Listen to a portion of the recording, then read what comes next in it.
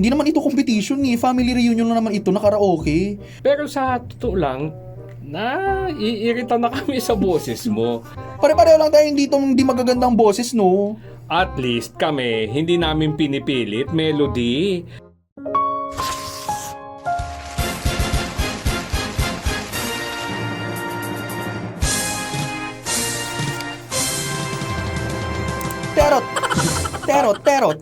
Tero.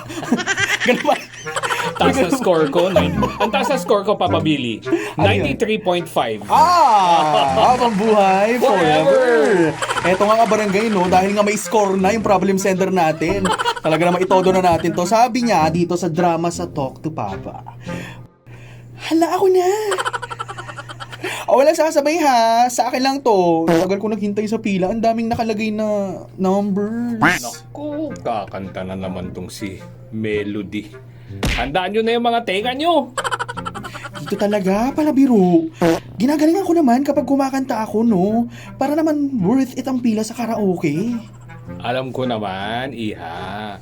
Pero sa totoo lang, naiirita na kami sa boses mo. No offense, Iha, no offense. Pero hindi kasi talaga maganda ang iyong singing prowess. Ay, tito naman. Hindi naman ito competition eh. Family reunion lang naman ito na karaoke. Kung alam ko lang na alatawag ng tangalan pala to.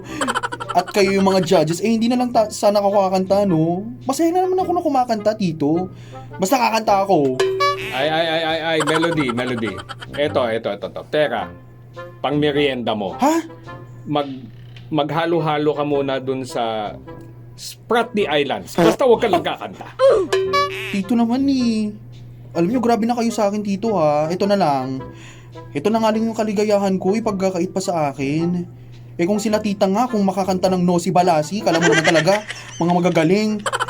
Pare-pareho lang tayong dito hindi magagandang boses, no? At least kami, hindi namin pinipilit, Melody. Nakakahiya kapag di naman talaga maganda eh. Ay, nako. Wala na lang kakanta. Wala na. Cancel ng party. Uwian na. Dahil dyan, ilalagay ko pa rin ang Kitchenadal medley.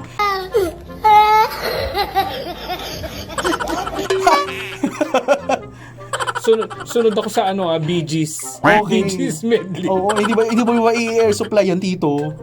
Mamaya pa yung pagdating ng Bee Gees. Kapag lasing na. Oo. Kapag knife naman. Ganon.